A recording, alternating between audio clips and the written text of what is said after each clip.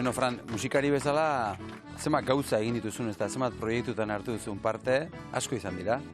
Bai, baina egin behar, eta datozenak. Bai, ez da, izukaitzekin hasi, Bai, eta gero...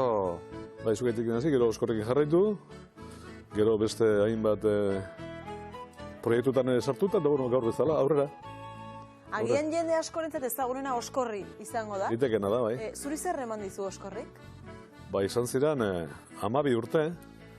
12 urte, bari, munduari bueltaka, oso gazterik hasita. Sasoi hartan, mundua ezagutzea ezen gaur bezain erraza, ez? Eta azken batean izan zen unibertsitate bat, esate baterako, ez? Hori izan zen. Hainbat gauza ikasteko, eta pertsona bezala hasteko, da hainbat jende ezagutzeko eta ikasteko. Egia esan ikasteko, bai musikaz, bai bizitzaz, eta bai izakeraz, eta bai guztio. Eta ikasteko, oroitzapen horiek denak onak izan dira, Fran, ala txarrak ere izaten dira bidean. Bueno, nik uste norberak aukeratzen duenean bere ofizioa, eta hori egia esan, askotan privilegio bada, hori jente guztiak ezin dezakezan, ez da. Nik uste, kasu guztietan moduan, eta nik uste lanbide guztietan moduan, momentu txarrak ere izango dira eta izan dira seguruen, baina zorionez, balantzan jarri ezkero, izugarrizko diferentzia, ez? Honekin geratzen zara, ez da? Bai, irrifarrakin eta nik uste zoriontasunakin. Bai, eta agian oroitzapen txarretatik ere ikasi egiten da, ez da? Hori esaten dute. Ez nago seguru. Inori etzaizkio gustatzen, txarrak. Nik uste badira ikasteko beste metodo egokiagoak.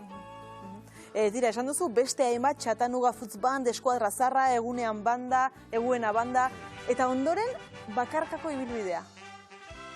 Bai, bakarkako, nik uste, zorionez, musika ekimen kolektiboa dela, ez da, eta bakarrik oso gutxitan atean ez. Bai, bakarrik edo, beste proiektu, ez dakit, barnerako bat edo intimoa bat, ez dakit nola esan, bai. Hortxe gabiltza.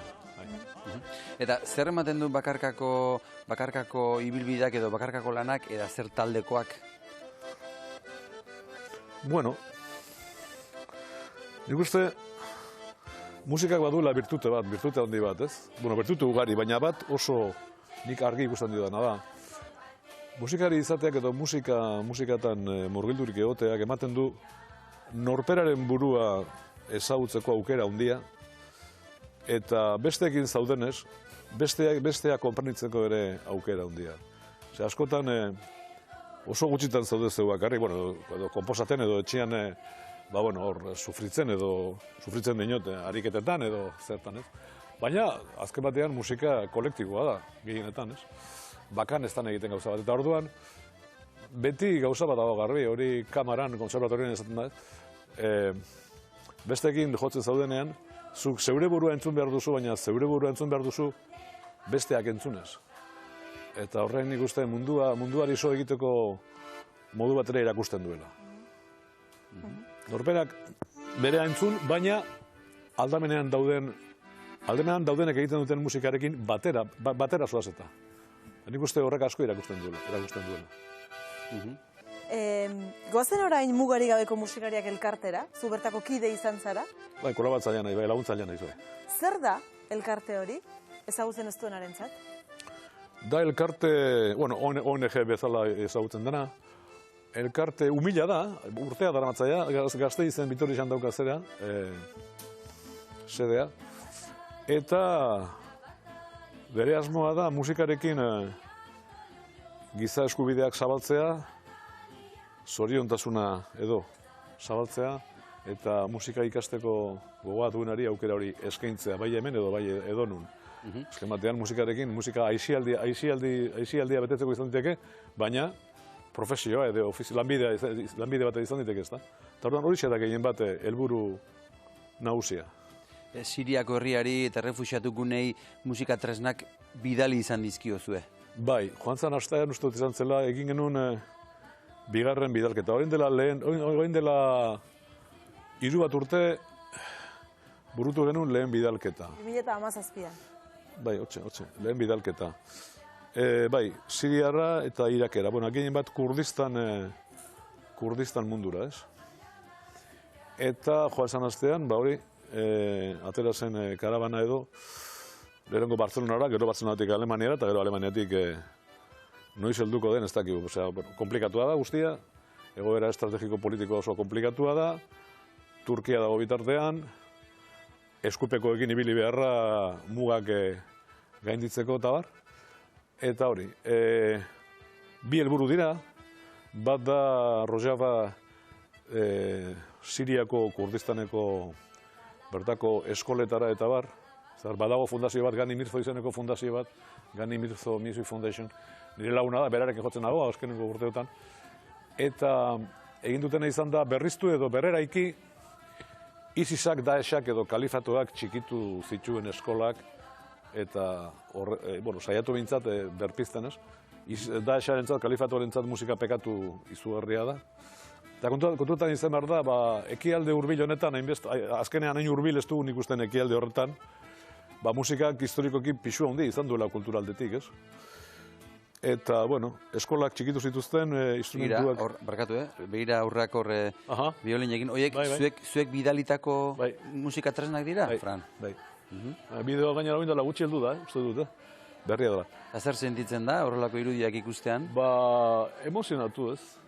Nire kasuan adibidez, nik aurreneko bidalketan nire bideorin bat bidali nuen, eta azkenean dokumental bat bidali bueltatu zidaten itxu baten eskuetan dago.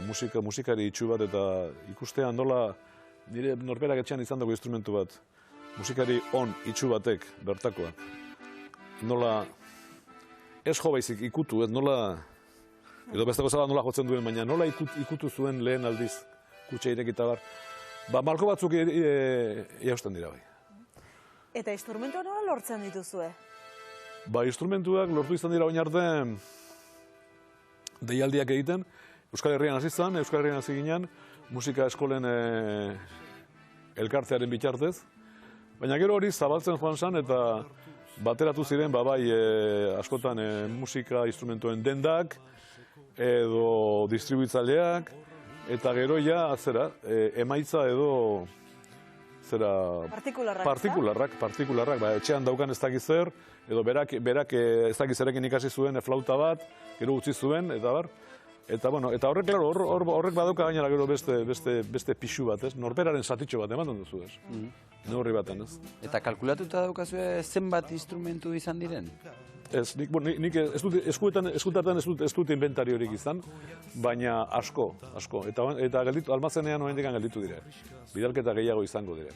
Gainera, instrumentuak, pianoak ere gelditu dire hemen. Piano bat eraman ezkero beste 16 instrumentu da 18 izin dituzu eraman. Baina, da esan dinuen bezala, helburua dira bat eskola horiek berpiztea, bertako gazteak eta martxan jartzea, eta beste bat da hori Rojava aldean, Sirian, eta beste bat da Irakeko Kurdistanean dujok izenean hor daude errefuxiatu eremuak. Eta errefuxiatu eremuetan ere eskolak ere montatu izan dira, eta behintzat bizipoz minimum bat izateko, ez? Bai, hor, ikusi dugun irudietan, ikusi dugu dena suntsituta, ez da? Eta suntsipen guzti horren erdian, mutiko bat, biolina jotzen, hori da, ez da? Bizipoz bat ematen du, bizi bat ematen du. Beti izaten dugu gauza, bera, ez? Musikak badakigu ez duela goserik baztertuko, ez dituela gerraldiak kenduko. Baina dakiguna da, bizitza musika gabe beste gauza balitzatekela, eta bizitzen laguntzen duela. Eta horretan gabiltza. Bada beste bigarren bidalketa honetan, orain izan den bidalketa honetan, bada beste hirugarren helburu bat baita, eta da Daesh, ISIS, kalifato horren esklabutza jasan izan duten emakume eta neska errekuperatu dira, dinot liberatuak izan dire, eta beraientzat ere eskolak eta bergizarteratze eskolak eta espazioak antolatu dira, bai arte plastikoetan, bai musikan eta horra ere badoa beste zatitxo bat, bidalketaren beste zatitxo bat, hirugarren zatitxo bat bertara da. Zu izan zara bertan, Fran? Izan nintzen joateko lehenengo bidalketarekin, baina gero lan egutegia zala eta etzala ezinezkoa zultatu zitzaidan, eta horrengoan ez zuen, baina asmoa daukagu, nik uste uda barkatu ez. Urte azkenera inguruan edo, urte bukara inguruan bertara kontzertu batzuk ematera joateko.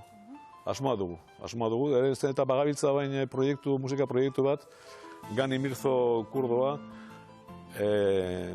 Ibrahim Keibo izeneko armeniarra, Neila Benbei argeliarra, emakumea, gitarra jole flamenko bat eta bi euskaldun gabiltza hor Dignity Road, duintasunaren jira izeneko zerbait egiten, kontzertuak ematen, bi txanda egin ditugu orain, da nik uste udazkenean berri dago beste bueltatxo bat emango dugula, eta nik uste urtearen bukaeran edo bertara joateko aukera izango duguna. Ederra izango da, Suposatzen dut, gogorra izango da, baina suposatzen dut gogortasun horren erdian. Eta bertan egon direnek zer esaten dute, nola jasotzen dituzte oso gustora etorri dire. instrumentuak, erreakzio horiek. Oso gustora etorri dire, eta gainera lehen komentatzen nuen, gu beti saiatu izan gara, badakigu instrumentuen musikatresnen banku bat egitea, hola esan da, mai gainean jarrita, soramen bat, sorakeri bat irudila, ez dakite. Janarien bankua bat daude, liburuen bankua bat daude, eta hau da entzun den lehenengo instrumentuen musikatresnen bankua, ez? Eta orduan gure ardura izan zen lehenengotik, berri ematea, testigantza, lekukotasuna ematea gauza nola heldu direne. Benetan bere helburura eta gauza nola indu eta hortaz, hori material dokumentala bat daukagu, filma bat, 40 sari irabazitu da munduan filma horrek. Eta, azken batean da hori ez, testigantza emon eta frogatu eta erakutsi eta berri eman gauzak zuek emandako bai pertsonalki edo musika eskola batek eskainitako gauzak heldu direla, heldu behar diren eskuetara, ez? Nik uste hori importante dela. Galderatxo bat, hor ikusitugu biolinak, gitarrak ere bai, badago instrumentu bat bereziki arreta deitu dizuena edo bitxikeri bat jaso duzuena? Ez naiz, momentuan ez gogoratzen. Esaten dizu, denetarik heldu da, Denetarik heltzen da. Bai, denetarik heltzen da, eta gainera gero, Eta ohikoena? Ohikoena edo? Ohikoena izaten da gitarra bat.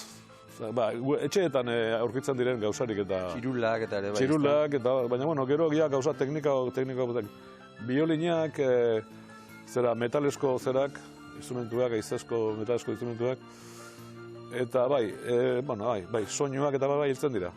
Eta gaina hiltzen dira kondizio horietan. Kondizio honetan ez doazenak, ez doaz.